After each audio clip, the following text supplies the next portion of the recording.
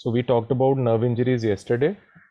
As we had discussed that majority of the thumb, the first finger, the middle finger and the ring finger were supplied by median nerve.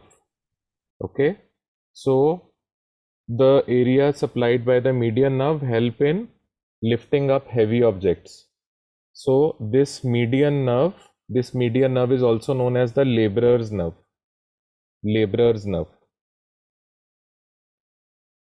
Now, a part of the ring finger is supplied by the median nerve, and rest of the ring finger is supplied by the ulnar nerve. And the smallest finger, the last finger, is also supplied by the ulnar nerve. So these last two fingers help in playing the musical instruments. So that is why, remember, the ulnar nerve is known as the musician's nerve.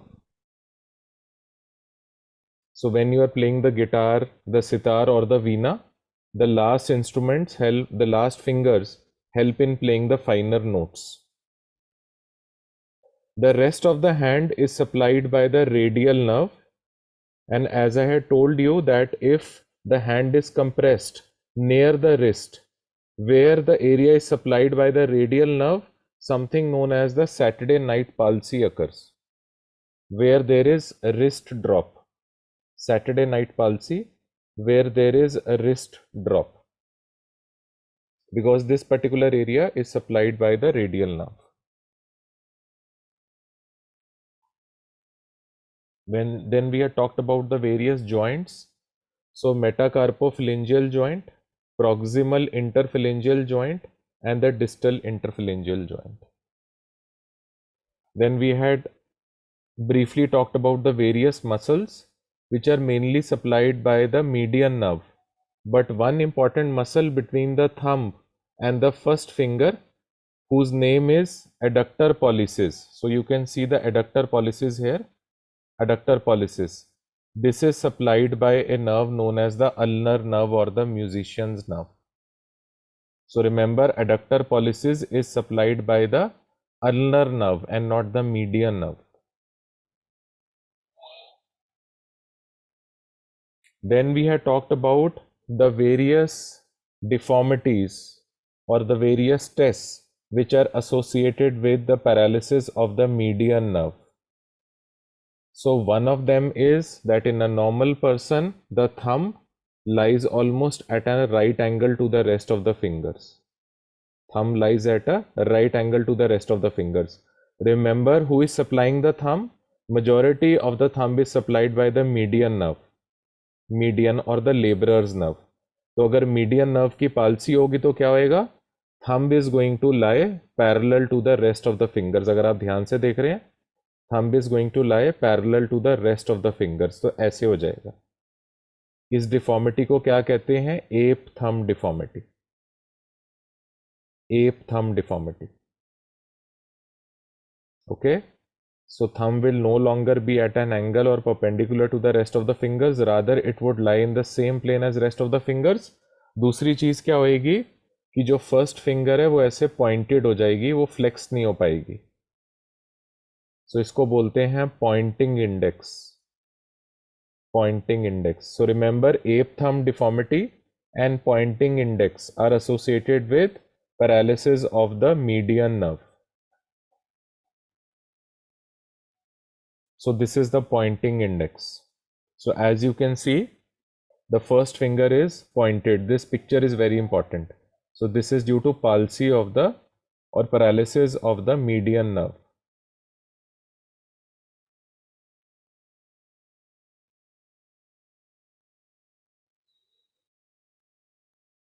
Then next, which is something which is very important, is the hand of benediction. The hand of benediction. Now when the median nerve is paralyzed, what is going to happen? The first finger would be pointed. पहली finger pointed हो जाएगी और thumb कैसा हो जाएगा? This is going to lie in the same plane as the rest of the fingers. याद है आपको ape thumb deformity? ओके. तो hand कैसा हो जाएगा? जैसे पोप ब्लेस कर रहे हैं, ब्लेसिंग्स दे रहे हैं. ओके. पोप ब्लेस कर रहे हैं. सो this is hand of benediction. Okay. तो ये दोनों चीज़ें इसमें हैंड ऑफ बेनिडिक्शन में आ रही हैं, शायद आप समझ पा रहे होगे। एप थंब डिफॉर्मिटी भी आ रही है, थंब जो है वो ऐसे हो गया in plane with the rest of the fingers, और ये पॉइंटिंग इंडेक्स ये भी हैंड ऑफ बेनिडिक्शन में दिखाई दे रहा है. So I had shown you this picture as well of the Pope who is blessing. Okay, so hand of benediction. Because finger अपना movement नहीं कर पा रहे, तो फिंगर्स को चेक करने के लिए हम उल्टा नमस्ते करेंगे. So this is Phalen's test. तो जब ऐसे उल्टा करेंगे तो बहुत ज़्यादा पैरेस्थीसिया हो जाएगा, इंटेंस पैरेस्थीसिया, और कुछ लोगों को पेन और बर्निंग सेंसेशन भी होती है फिंगर्स में. So this is used to check the integrity of the nerve. Phalen test.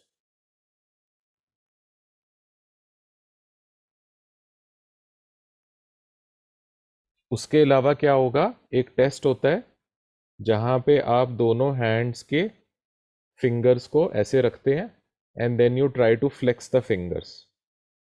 सो अगर आप लोग ट्राई करोगे तो आप लोग सभी के सभी फ्लेक्स कर पाओगे, बट जिसको मीडियन नर्व की इंजरी हो या जिसका मीडियन नर्व पैरालाइज्ड हो, उसकी फिंगर्स ऐसी ही रह जाएंगी, वो इनको मोड़ नहीं पाएगा. ठीक है. सो इसको क्या बोलते हैं, Ochsner clasp test. Ochsner clasp test. तो यह फोटो देख लो. Inability to flex the first finger, Ochsner clasp test.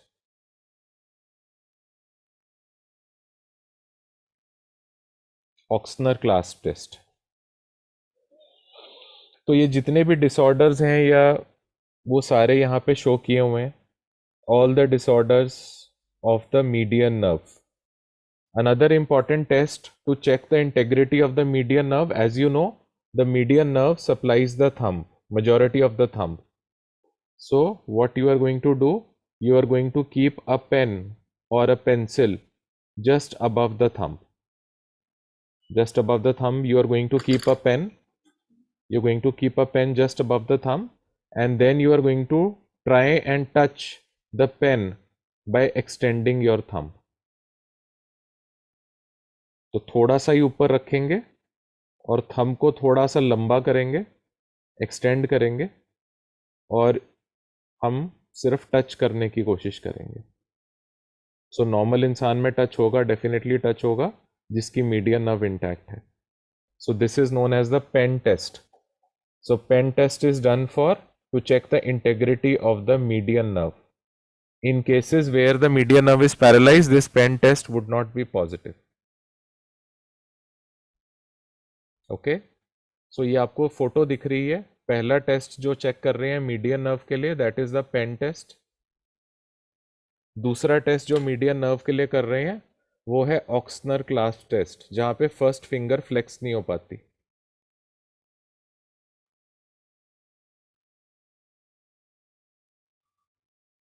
तीसरा जो टेस्ट कर रहे हैं, तीसरा जो दिख रहा है आपको, वो कैसा हैंड दिखता है, hand of benediction median nerve injury में, जिसमें आपको एप थंब डिफॉर्मिटी भी दिख रही है. ये थंब ऐसा एप जैसा हो जाएगा, बंदर जैसा, और ये पॉइंटिंग फिंगर्स, पॉइंटिंग इंडेक्स भी दिखेगी.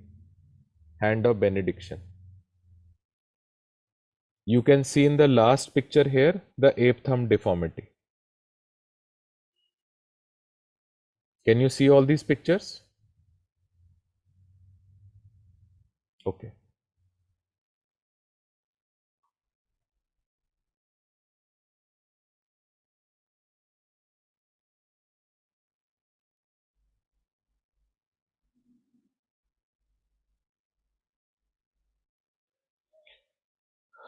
So next is the ulnar nerve. Now we are going to talk about the ulnar nerve.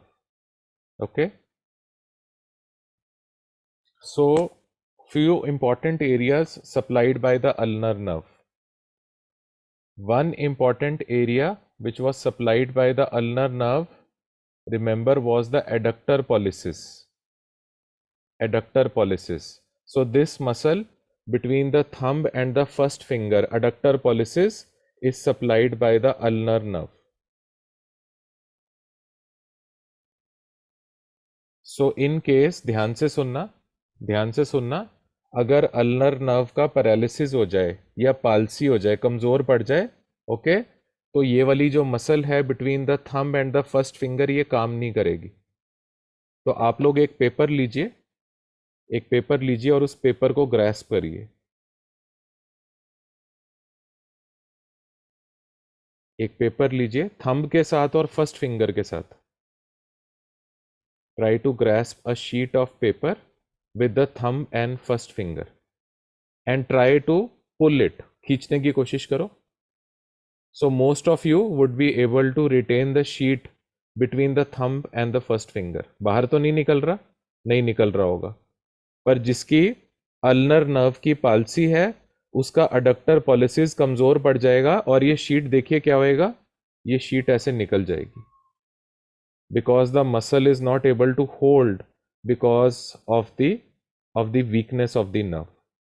So this is card test. इसको बोलते हैं कार्ड टेस्ट.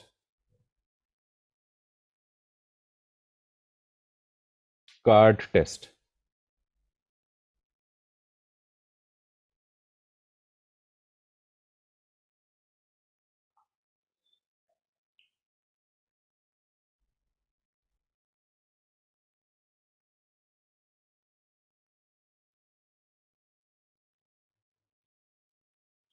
अब ये जो हमारा हैंड है ये बोन्स हैं और इनके ऊपर मसल्स होती हैं. मसल, तो एक मसल होती है जो फिंगर के बिल्कुल ही ऊपर होती है. फिंगर के ऊपर होती है, ठीक है, फिंगर के ऊपर. इसको बोलते हैं डॉर्सल इंटरओशाई. डॉर्सल इंटरओशाई.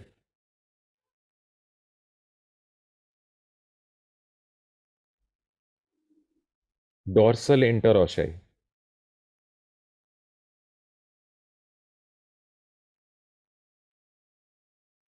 और एक मसल होती है जो फिंगर के नीचे की तरफ होती है.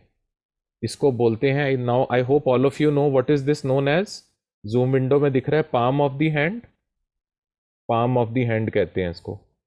सो यहां पर जो मसल होएगी उसको बोलते हैं palmar interossei. Palmar इंटरओशाई.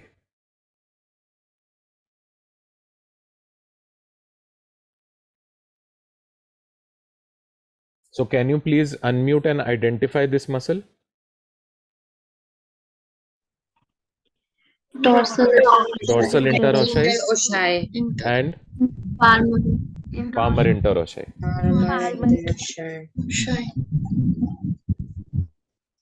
Please see the palmar interosseous first. Can you see the picture of palmar interosseous?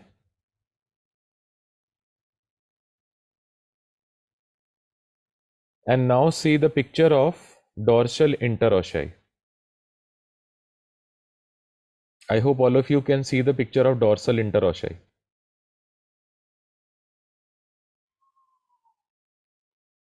एक ऊपर की तरफ पड़ी है और एक पामर तरफ पड़ी हुई है. अब इनका फंक्शन समझ लीजिए. फंक्शन क्या होता है इन मसल्स का.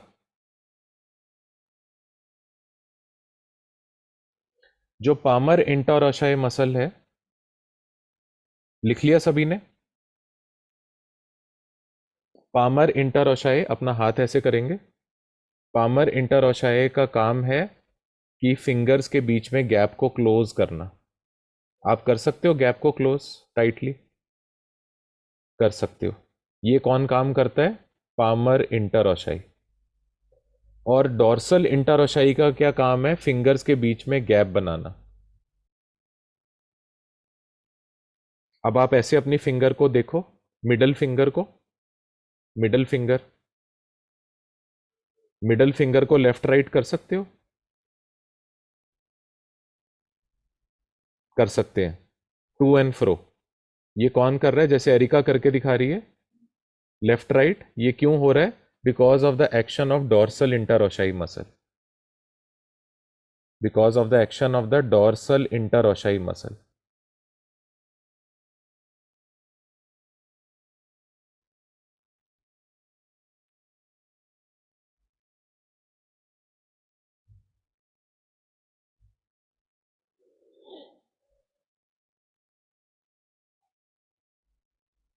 तो फिर दोबारा से ये तीन इंपॉर्टेंट जो मसल्स हैं supplied by the ulnar nerve, जो कि एग्जाम के लिए बहुत इंपॉर्टेंट है, इसको दोबारा से देख लीजिए। लास्ट टाइम बता रहा हूँ, एक इंपॉर्टेंट मसल है between the thumb and the first finger, जिसका नाम है अडक्टर पॉलिसिस। अडक्टर पॉलिसिस, मेरा कर्सर भी वहां पर है, अडक्टर पॉलिसिस। ये अडक्टर पॉलिसिस जो है, this is supplied by the ulnar nerve. Usually the muscles of the hand are supplied by the median nerve, but this is an exception. Now, if the ulnar nerve is weak or it is paralyzed or if there is ulnar nerve palsy, तो ये muscle कमज़ोर पड़ जाएगी। तो इसको check करने के लिए क्या टेस्ट है कि एक पेपर को रखना है between the thumb and the first finger and try to pull the paper. अगर आप नहीं पुल कर पा रहे, इसका मतलब जो नर्व है वो इंटैक्ट है, और अगर आप इजीली पुल कर पा रहे हैं, इसका मतलब नर्व कमज़ोर है या पैरालाइज्ड है या पालसी हो गई है। कौन सी नर्व? Ulnar nerve. दूसरी जो दो इंपॉर्टेंट मसल्स हैं उनको बहुत ध्यान से देख लो। एक है Palmer interossei. Palmar interossei, palmar इंटरओशाई फिर दोबारा से देख लेना। इनका क्या काम है? इनका काम है फिंगर्स को एकदम नजदीक लेके आना, water tight closure of the fingers.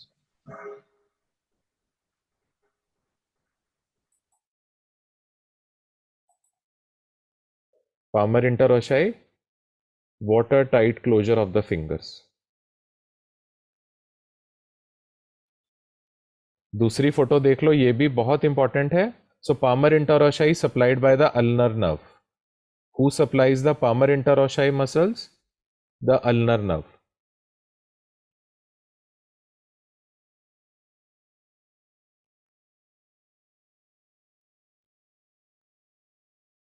सो अभी हमने बोला पामर इंटरोशाई का क्या मतलब है? फिंगर्स को एकदम क्लोज रखना। तो अगर हमने अल्नर नर्व को चेक करना है, तो हम किसका फंक्शन चेक करेंगे? पामर इंटरोशाई मसल का। तो वो कैसे चेक करेंगे? एक कार्ड डाल देंगे फिंगर्स के बीच में। फिंगर्स के बीच में कार्ड डाल देंगे, ठीक है? कौन सी फिंगर के बीच में? मिडल फिंगर और रिंग फिंगर के बीच में। और फिर हम कार्ड को खींचने की कोशिश करेंगे। अगर अल्नर नर्व सही काम करती है तो पामर इंटोराशाई भी सही काम करेगी। और पामर इंटोराशाई का क्या काम था? Water tight closure of the fingers, close रखेगा। तो अगर अच्छे से ये क्लोज रखेगा तो कार्ड कभी भी नहीं निकलेगा। पर अगर कार्ड निकल रहा है, ध्यान से सुनिए, अगर कार्ड निकल रहा है तो कौन सी मसल कमजोर पड़ गई है? पामर इंटोराशाई कमजोर पड़ गई है। और पामर इंटोराशाई को कौन सी नर्व सप्लाई करती है? अभी बताया, अल्नर नर्व। ओके, सो कार्ड टेस्ट, ये भी कार्ड टेस्ट है। एक कार्ड टेस्ट हमने ऐसे पढ़ा था अडक्टर पॉलिसीज के लिए, और दूसरा कार्ड टेस्ट हम ऐसे पढ़ रहे हैं। ये कार्ड टेस्ट भी अल्नर नर्व के लिए है, to check the integrity of the palmar interossei. अब नेक्स्ट मसल की बात करते हैं, डोर्सल इंटरओशाई। डोर्सल इंटरओशाई का क्या काम है? दोबारा से चेक करके देख लो। फिंगर्स को टू एंड फ्रो मूव करना, लेफ्ट एंड राइट, जैसे एरिका करके दिखा रही है, लेफ्ट एंड राइट। राइट, तो हम क्या करते हैं, पेशेंट का जो हाथ है एक फ्लैट सरफेस पे रखते हैं, फ्लैट सरफेस, और जो जो मिडल फिंगर है, ओके, मिडल फिंगर को लेफ्ट और राइट करके देखते हैं, लेफ्ट और राइट। अगर पेशेंट लेफ्ट और राइट नहीं मूव कर पा रहा, इसका क्या मतलब है? डोर्सल इंटरओशाई मसल सही काम नहीं कर रही। अगर डोर्सल इंटरओशाई मसल सही काम नहीं कर रही, तो क्या चीज नर्व की पालसी है जो उसको सप्लाई कर रही है? कौन सी नर्व सप्लाई कर रही है? Ulnar nerve. ये बात समझ आई आप लोगों को?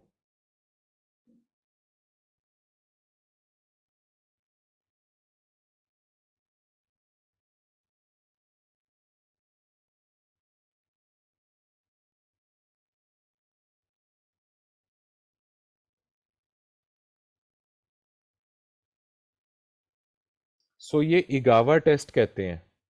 इगावा टेस्ट, जहां पे हम फिंगर को टू एंड फ्रो मूव करने के लिए बोलते हैं, टू एंड फ्रो। तो टू एंड फ्रो अभी जल्दी से बता दो, कौन सी मसल हेल्प करती है टू एंड फ्रो के लिए, लेफ्ट एंड राइट के लिए? तो टू एंड फ्रो के लिए डोर्सल इंटरोशाई मसल रिस्पॉन्सिबल है। और अगर फिंगर्स टू एंड फ्रो नहीं मूव कर रही तो फिर कौन सी नर्व पैरालाइज्ड है? Ulnar nerve. इस टेस्ट का नाम क्या है, याद रखना, इगावास टेस्ट। इगावास टेस्ट, ये पक्का एग्जाम में आएगा। This will surely be asked in the exam.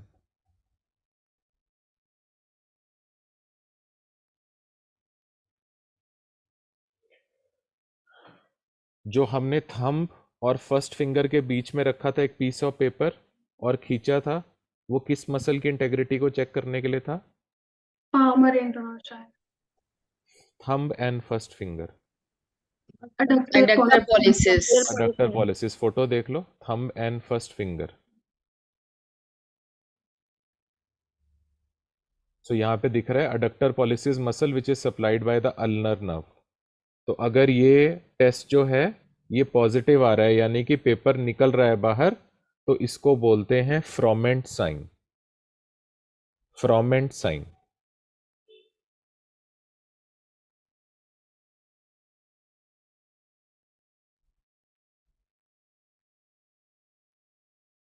दिख रहा है सभी को फ्रोमेंट साइन? फर्स्ट पिक्चर में, first picture on the left side, Froment sign.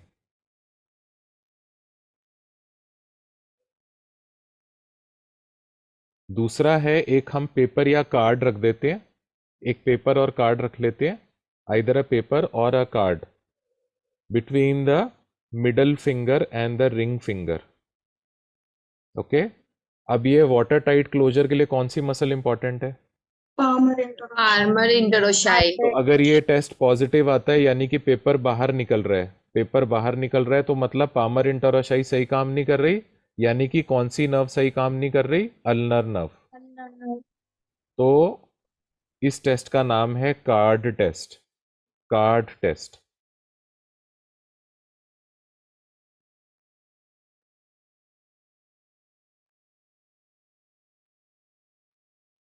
तीसरा है, हम एक मसल को चेक करते हैं, वो कैसे चेक करते हैं? फिंगर को लेफ्ट एंड राइट मूव करवाते हैं, to and fro, to and fro. ये कौन सी muscle to and fro move करती है? Dorsal interossei. अगर टू एंड फ्रो नहीं मूव कर पा रहे, इसका मतलब अल्नर नर्व इज वीक और पैरालाइज्ड। इस टेस्ट का कोई नाम बता सकता है? इगावा टेस्ट। इगावा टेस्ट। इगावा टेस्ट। सो ये भी आपको दिख रहा है यहाँ पर, इगावा टेस्ट, इस स्लाइड पे।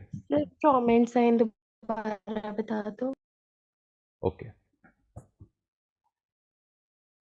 we keep a paper in between the thumb and the first finger। रखना पड़ेगा तभी याद होगा, कभी भी बिना रखे नहीं याद होता। जब तक आप अपने आप को टू द लिमिट पुश नहीं करेंगे लाइफ में, जब तक आप अपने कंफर्ट जोन से बाहर नहीं निकलेंगे, तब तक हमें सक्सेस नहीं मिलेगी। तो पेपर अगर ढूंढने में टाइम लग रहा है तो ढूंढ लो, ठीक है, बट कंफर्ट जोन से बाहर निकलना पड़ेगा।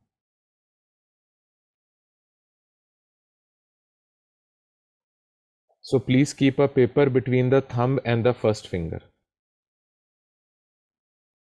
पेपर को काइंडली वर्टिकली मत रखिए, पेपर को हॉरिजॉन्टली रखिए। अब इसको इसके बीच में दबा लीजिए और रेसलर की तरह ग्रिप बना लीजिए, पहलवान की तरह। अब खींचने की कोशिश करें दूसरे हाथ के साथ, तो नहीं निकल पा रहा आपकी गिरफ्त से, पर अगर मेरी गिरफ्त से निकल पा रहा है, इसका मतलब कौन सी मसल वीक है? कौन सी मसल वीक है? Adductor pollicis is weak. Adductor pollicis is weak. Photo देख लो अडक्टर पॉलिसिस की। So that means if the adductor pollicis is weak, the ulnar nerve is not working properly. तो इस sign का नाम क्या होता है? फ्रोमेंट sign. Froment sign. फ्रोमेंट sign.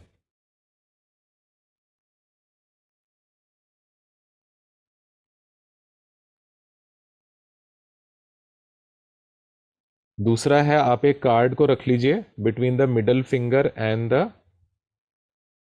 The ring finger. Keep a card और a piece of paper horizontally again between the middle finger and the ring finger. So याद रखिएगा एक मसल होती है जिसका नाम होता है क्या, पामर इंटरोशाई. उसका काम क्या होता है, फिंगर्स को एकदम टाइटली पकड़ के रखना, जोड़ के रखना. ओके, सो अगर पामर इंटरोशाई सही काम कर रही है तो आप उस कार्ड को निकाल नहीं पाएंगे. निकाल पा रहे हैं? नहीं निकाल पा रहे. ओके, पर अगर ये ऐसे निकल रहा है, अगर कार्ड निकल रहा है, इसका मतलब कि test is positive. Test is positive मतलब पामर इंटरोशाई अपना काम नहीं कर पा रही. ये बात समझ आ रही है सभी को? ठीक है. सो एक कार्ड को रखना है, इसको बोलते हैं थंब, इसको बोलते हैं फर्स्ट फिंगर, इसको बोलते हैं मिडल फिंगर, इसको बोलते हैं रिंग फिंगर और इसको बोलते हैं स्मॉल फिंगर. याद रखोगे इस बात को? Thumb, first finger, middle finger, ring finger and small finger. So middle finger और रिंग फिंगर के बीच में आप कार्ड रखेंगे और अगर कार्ड निकल रहा है इसका मतलब पामर इंटरोशाई कमजोर है, इसका मतलब अल्नर नर्व का पैरालिसिस है. इसका क्या नाम है? Card test. So card test is done to check for ulnar nerve paralysis. Card test is done to check ulnar nerve palsy.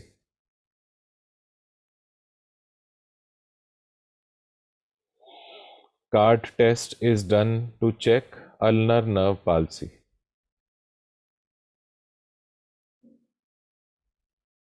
Third है इगावा टेस्ट. सो फिंगर को टू एंड फ्रो मूव करने के लिए हमें हेल्प चाहिए होती है डॉर्सल इंटरोशाई की, और अगर वो लेफ्ट एंड राइट नहीं मूव कर पा रही finger, that means the dorsal interossei muscles are not working properly. That means the nerve supplying them, ulnar nerve, is not working properly. So again, the Igawa test, please see the picture. The Igawa test is done to check the integrity of the ulnar nerve.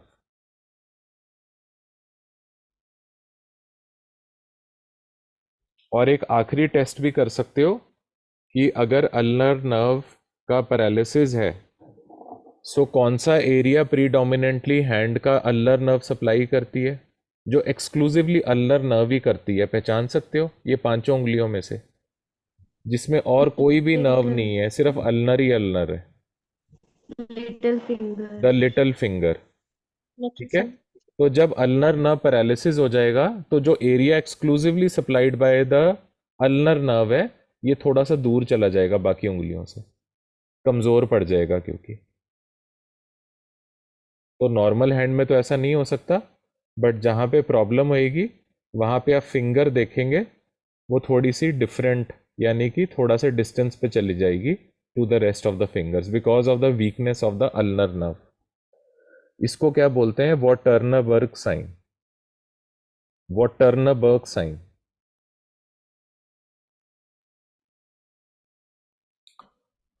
सो ये picture देख लीजिए.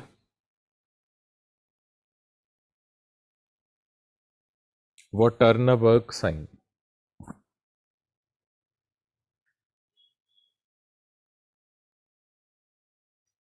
तो अब आप लोगों ने, क्योंकि ये सारे मैंने 2-3 बार रिपीट कर दिए, अब आप लोगों ने अपने आप को अनम्यूट करना है और साइन पहचानना है. Kindly unmute your self, come out of your comfort zone, come out of your comfort zone and please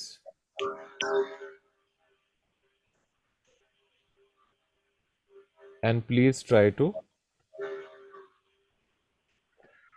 identify the sign. So between the thumb and the first finger, Card sign. so this is known as the card sign. Between the thumb and the Formant sign. fromant sign. Froment sign. सोच के बोलना, ये card नहीं होता, ये फ्रॉमेंट sign होता है.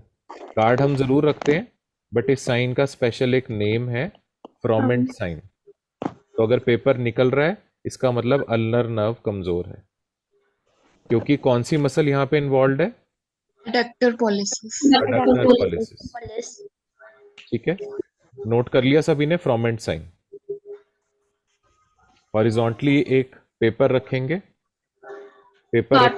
Between the middle finger and the ring finger. अगर पेपर निकल रहा है तो test is positive. So this is which test? Card test. Card test. कौन सी मसल इन्वॉल्व है यहाँ पर? Palmer interossei. Palmar interossei. Very good. Card test. तीसरा है, अगर आप फिंगर को ऐसे रख रहे हो और जो मिडिल फिंगर है वो लेफ्ट एंड राइट अच्छे से मूव कर पा रहे हो, ठीक है, Igawa sign. The test is negative. But अगर नहीं मूव कर पा रहे, इसका मतलब there is some problem with the dorsal interossei और the nerve supplying it. So that is Igawa's test. वो भी स्लाइड पे आपको दिख रहा होगा नीचे, इगावा टेस्ट. अगर अल्नर नर्व कमजोर है तो जो finger exclusively supplied by the ulnar nerve है, exclusively supplied by the ulnar nerve, वो बाकी फिंगर से थोड़ा दूर प्रतीत होएगी, थोड़ी दूर दिखेगी. तो वॉटरनबर्ग साइन. Wartenberg sign. ये सारे साइंस आपको रटे होने चाहिए क्योंकि ये पक्का एग्जाम में आएंगे, मैं आपको गारंटी दे रहा हूँ. एक आम बच्चा कभी भी इन साइंस को याद नहीं कर सकता बिकॉज ये चीजें आपको कभी पढ़ाई भी नहीं गई. Remotely, you never have been taught all this. So let's not waste time. Please quickly tell me the test or the signs of palsy or paralysis of the median nerve. Ape thumb. Ape thumb. The Ape thumb deformity, pointing pointing index, benediction. hand of benediction, hand of benediction, Auchnier's clasp test. Auchner clasp test. ठीक है, याद रखोगे ये particular slide. These are all important to check for the median nerve or the laborer's nerve.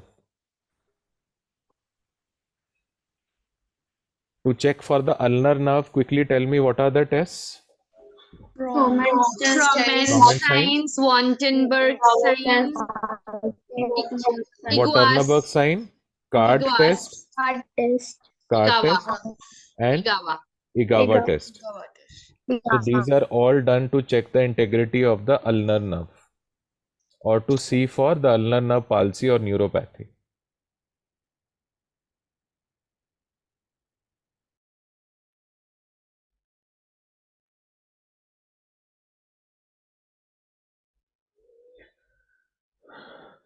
Now we come to something very interesting to know. So what is interesting in this? That the spinal cord is communicating with the shoulder, with the hands, and with the arm and with the hands through a network of plexus known as the brachial plexus. याद रखोगे, हमारा जो spinal cord है उसमें खूब सारी nerves पड़ी हुई हैं, नर्व्स, और एक जाली बिछी हुई है, एक जाल बिछा हुआ है. जैसे आप दिवाली में जाल बिछाते हो, क्या जाल बिछाते हो? लड़ियों का जाल बिछाते हो, ठीक है. तो सिमिलरली ये जो स्पाइनल कॉर्ड की नर्व्स हैं, ये नर्व्स ट्रैवल कर रही हैं टू द शोल्डर, ये नर्व्स ट्रैवल कर रही हैं टू द आर्म, और ये नर्व्स ट्रैवल कर रही हैं टू द हैंड. और इस सिस्टम का नाम क्या है? ये जो जाल बिछा हुआ है नर्व्स का, इसको बोलते हैं ब्रेंकियल प्लेक्सिस. अब कई बार क्या होता है कि ये ब्रेंकियल प्लेक्सिस इंजर हो जाता है. So sometimes there can be upper brachial plexus injury, ऊपर वाला हिस्सा ब्रेंकियल प्लेक्सिस का इंजर हो सकता है, and sometimes there can be lower brachial plexus injury. So आप ये देख लो ध्यान से, स्पाइन से ये नर्व्स ट्रैवल कर रही हैं to the shoulder, to the arm and to the hand. Can you all see? Nerves from the spine are traveling to the shoulder, are traveling to the arm, are traveling to the hand. ये बात समझ आ रही है सभी को? Okay.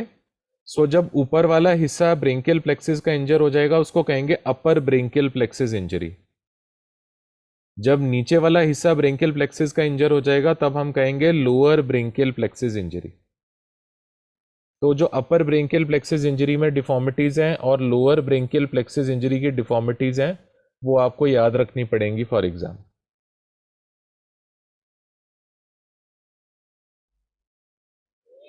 So this is the brachial plexus and these are the upper brachial plexus injuries. So upper brachial plexus injury commonly कब होती है? Commonly कब? अच्छा, एक चीज मैं आपको बताना भूल गया. अल्नर नर्व में क्लॉ हैंड हो जाता है. Claw hand. अल्नर नर्व की पालसी से क्लॉ हैंड. मीडियन नर्व से क्या था? Hand of benediction. Hand of benediction. Ulnar nerve से क्लॉ हैंड. क्लॉ हैंड आज मैम ने भी पढ़ाया, कल भी पढ़ाया था. एक और बीमारी में दिखता है, स्क्लेरोडर्मा, जहां पे स्क्लीरोडैक्टिली होती थी. ठीक है, बट यहाँ पे जो क्लॉ हैंड है ये मेनली इन्वॉल्व करेगा जो स्मॉल फिंगर है और जो रिंग फिंगर है उसको. जो स्क्लीरोडर्मा में क्लॉ हैंड है वो सारी फिंगर्स को इन्वॉल्व करेगा, बिकॉज क्या हो रहा है उसमें, स्क्लीरोडैक्टिली हो रही थी.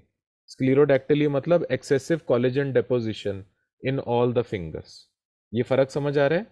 स्क्लीरोडर्मा के क्लॉ हैंड में और अल्नर नर्व की पालसी से जो क्लॉ हैंड होएगा वो मेनली दो फिंगर्स को ही इन्वॉल्व करेगा. ठीक है, so I hope you can differentiate between the two. तो अब हम बात करेंगे ब्रेंकियल प्लेक्सिस की इंजरी का. ब्रेंकियल प्लेक्सिस की इंजरी सबसे कॉमनली कब होती है? जब इंसान मुंह के बल जमीन पे गिरता है. तो मुंह के बल आप इमेजिन करिए कि कोई बाइक चला रहा है, चाहे उसने हेलमेट पहना भी हुआ है, बट वो मुंह के बल, उसकी बाइक इम्बैलेंस हुई और वो मुंह के बल जमीन पे गिरा. Now the helmet is going to prevent the injury to the brain, but it is not going to prevent the injury to the face. Face पे तो इंजरी होएगी. ओके, सो जब वो मुंह के बल गिरेगा तो फेस पे चोट लग सकती है. और कहाँ पे चोट लगेगी? ये गर्दन के पीछे जो ब्रेंकियल प्लेक्सिस पड़ा हुआ है स्पाइन में, उस पे चोट लगेगी. So this is the common reason why injury to the upper part of the brachial plexus occurs. ये बात समझ आ रही है सभी को? So please see this picture. A person falling because of road traffic accident on the road. So when the person is going to fall on the road, okay, so his face is going to get injured and the upper brachial plexus is going to get injured. Okay, so this is going to give rise to a deformity which is known as the policeman tip receiving deformity. Policeman tip receiving deformity.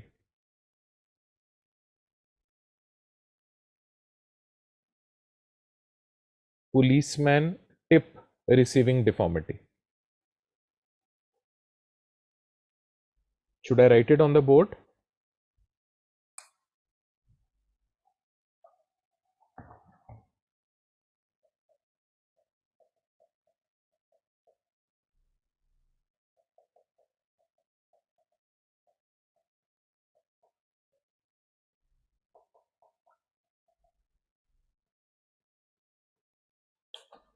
Policeman tip receiving deformity.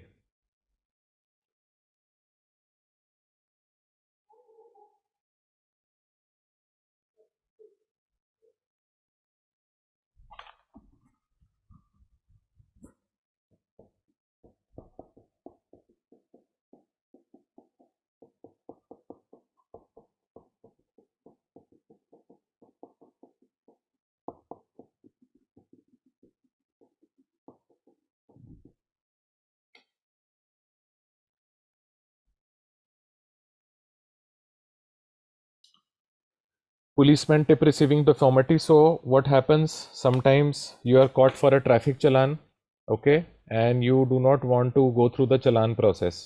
So what would you tell? You try to tell your credentials. I am daughter of so and so. I am son of so and so. Then the policeman says nothing doing. Okay. Then you tell him that you are a doctor. He says that I meet so many doctors in a day, so I am not impressed by your credentials. So at the last you say कि कुछ ले दे के काम कर लो. Okay, तो वो side पे लेके जाएगा और आपसे ओके हो सकता है या नहीं भी हो सकता, उसकी मर्जी है। ओके, सो पुलिसमैन टिप रिसीविंग डिफॉर्मिटी के लिए अपने हैंड को आपने क्लोज टू द ट्रंक रखना है। अगर बनाओगे तभी याद आएगा, नहीं तो नहीं याद आएगा, आपकी मर्जी है, इट्स योर विश। सो ये जो पाम ऑफ द हैंड है, okay, palm of the hand, इसको ऑपोजिट साइड रखेंगे, away from the trunk. Okay, और इसको कर्व कर लेंगे, कर्व, ठीक है। सो लाइक दिस, ऐसे हो जाएगा, ठीक है। So this is the policeman receiving tip receiving deformity, यानी कि पुलिसमैन रिश्वत ले रहा है, अपने हाथ को ऐसे करके पीछे से पैसे पकड़ रहे हैं। ये बात समझ आ रही है सभी को? ठीक है, ये कब होएगा? अपर ब्रेंकियल प्लेक्सिस इंजरी। अब अपने हाथ को ऐसे कर लीजिए। सो इसको क्या बोलते हैं, इस प्रोसेस को? अडक्शन। अडक्शन समझते हो? Towards the mid line. Abduction का मतलब होता है away from the mid line. So do you understand that this hand is adducted, okay. और क्या हुआ है? प्रोनेशन हुआ है, प्रोनेशन। और क्या हुआ है? फ्लेक्शन हुआ है फिंगर्स का, लाइक दिस, ठीक है। तो ये हाथ ऐसे ही रहेगा, इसको आप मोड़ नहीं पाएंगे, ठीक है। सो ये हाथ ऐसे ही रह जाता है। अब आप सभी के पास पानी आसपास पड़ा हुआ है, do you have a glass of water? Okay, so ये नॉर्मली ऐसे पानी को नज़दीक लेके आइए। पी भी सकते हैं, मैं तो पी नहीं सकता, बट आप पी भी सकते हो।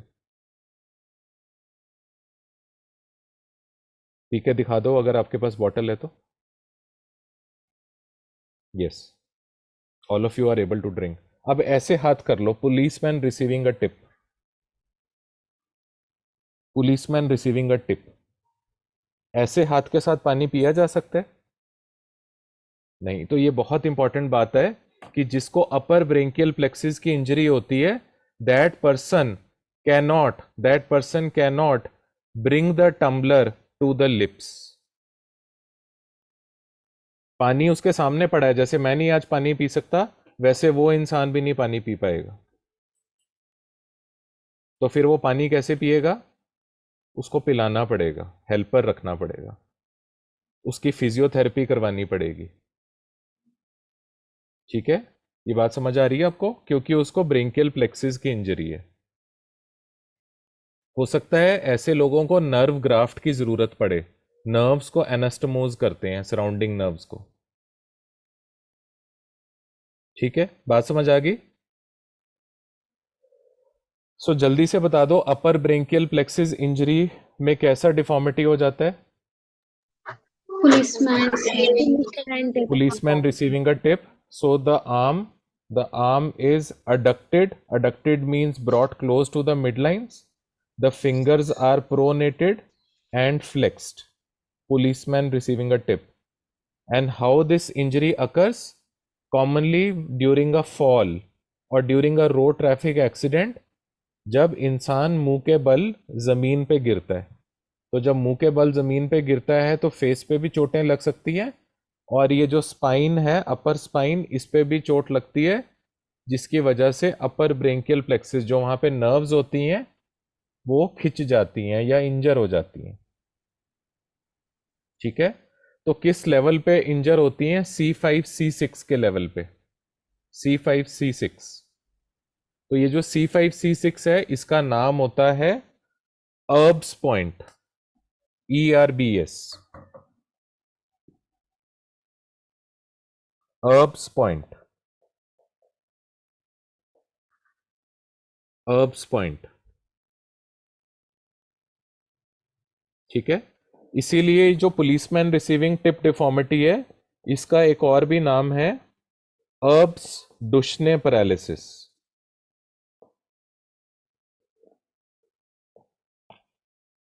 अर्ब्स डशने पैरालिसिस और अर्ब्स डशने पाल्सी।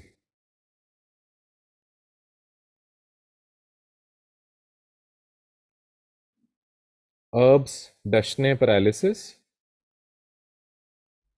और Erb's डशने पाल्सी। कई बार Erb's पॉइंट के बारे में, because it is an anatomical landmark, so sometimes in human anatomy भी ये क्वेश्चन पूछ सकते हैं। What is the location of Erb's point? बता सकते हो location of Erb's point? C5 C6 C5 C6। और अगर ये पॉइंट पे इंजरी हो जाए तो क्या होएगा? Erb's डुशने पाल्सी, या पुलिसमैन टिप रिसीविंग डिफॉर्मिटी, या अपर ब्रेंकियल प्लेक्सिस इंजरी। अब लोअर ब्रेंकियल प्लेक्सिस इंजरी कैसे होती है? सो इमेजिन पेड़ के ऊपर चढ़े फ्रूट्स तोड़ने के लिए, पेड़ के ऊपर चढ़ गए फ्रूट्स तोड़ने के लिए, और पेड़ की डाली टूट गई, तो क्या करोगे? अगर डाली टूट जाएगी तो डाली को छोड़ थोड़ ना दोगे, डाली को पकड़े रखोगे, तो झटका लगेगा, ऐसे डाली नीचे चलेगी, झटका लगेगा, कहाँ लगेगा? स्पाइनल कॉर्ड में झटका लगेगा, सो लोअर ब्रेंकियल प्लेक्सिस इंजरी हो जाएगी। अगर आप इमेजिन नहीं कर पा रहे तो ये फोटो देख लो।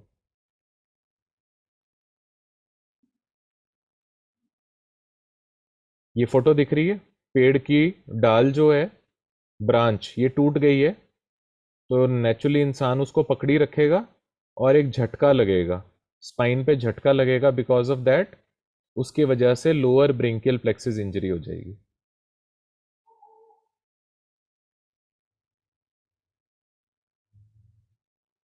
और कैसे लोअर ब्रेंकियल प्लेक्सिस इंजरी हो सकती है? During a delivery, during a delivery, specially during a complicated delivery, specially during a complicated delivery.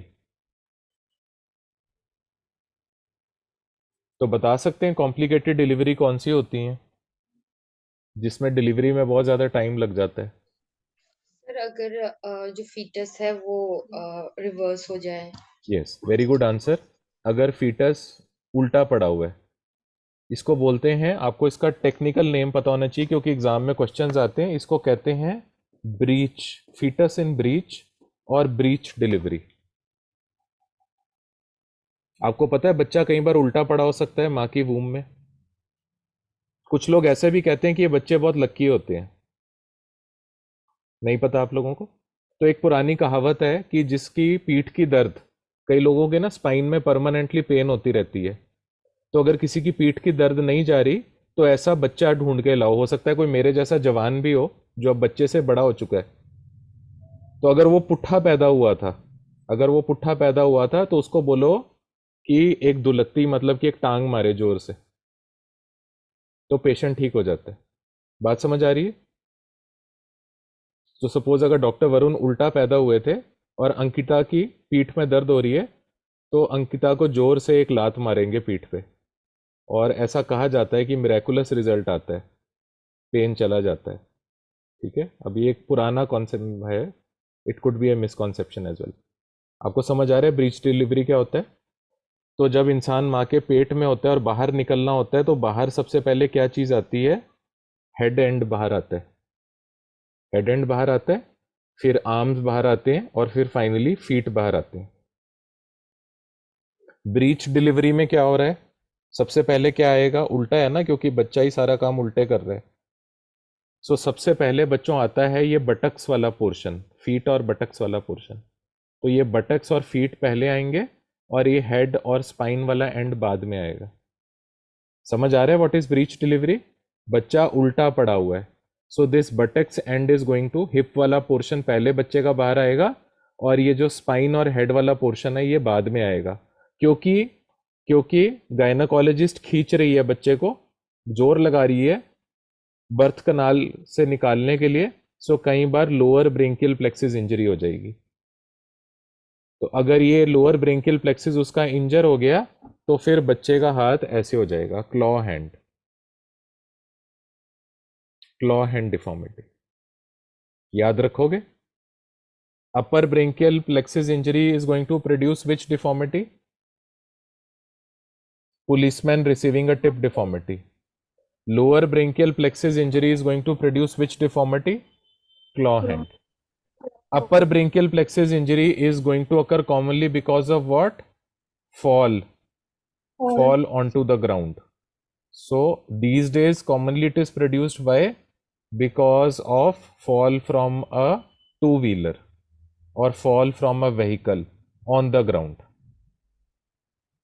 due to which upper brachial plexus injury occurs.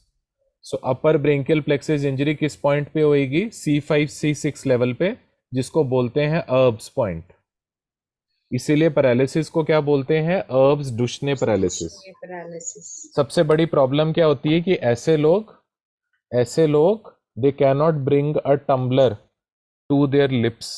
They cannot drink a glass of water by themselves because they cannot flex properly.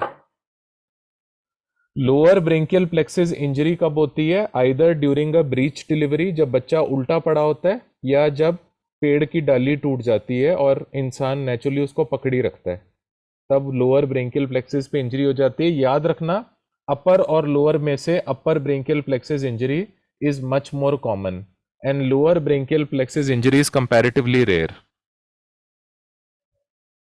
Lower brachial plexus injury किस level पे होती है? C8T1 level पे. C8T1 level.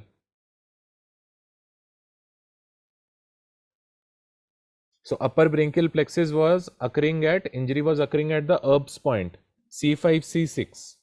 Lower brachial plexus injury is occurring at what level? C8T1 level. C8T1 level. So quickly just answer a few questions. We are going to differentiate between upper brachial plexus injury and lower brachial plexus. So what is the anatomic site of injury in upper brachial plexus? C5, C6, Erb's point. And lower brachial plexus? C8 and T1.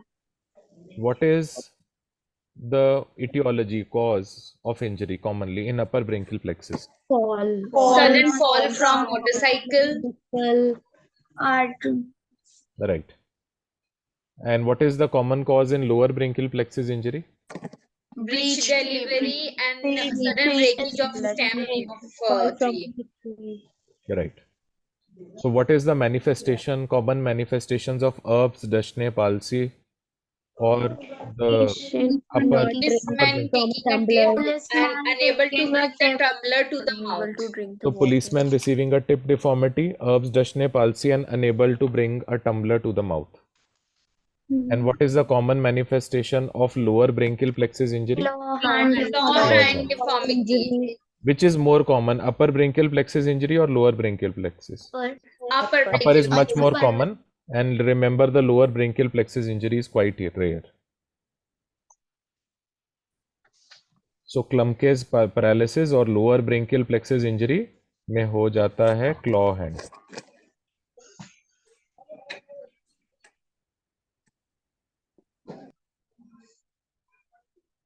आजकल के time में physiotherapist have made our life much easier.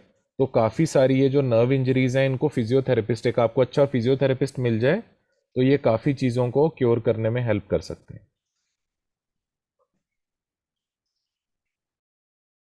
सो एक glutton था, glutton होता है शराबी, वो पूरी रात शराब पीता रहा.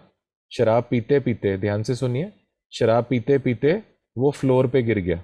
जब वो फ्लोर पे गिरा तो जिस चेयर पे वो बैठा हुआ था वो चेयर भी उसके हाथ पे गिर गई और पूरी रात गिरी रही. तो कौन सी नर्व यहाँ पे कॉम्प्रेस होएगी रिस्ट के पास? सो जब रेडियल नर्व कंप्रेस होएगी तो क्या हो जाएगा?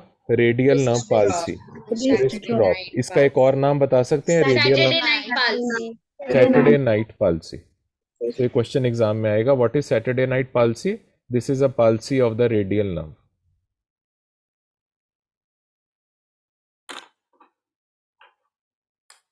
रिस्ट के फ्रैक्चर को क्या बोलते हैं? रिस्ट के फ्रैक्चर का एक स्पेशल नेम है Colles fracture.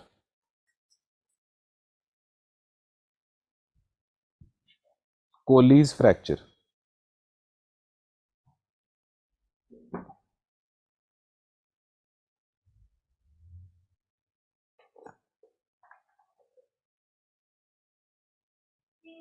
So you can see the Erb's paralysis here. Erb's Duchenne palsy. Policeman receiving a tip deformity.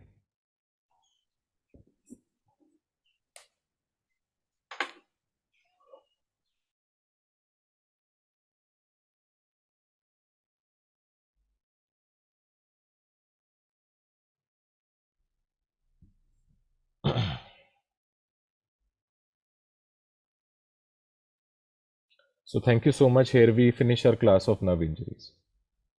So please remember that you have a conservative and endo test. In case you have attended conservative and endo and dentorics, there is a test coming up. And another thing before we finish,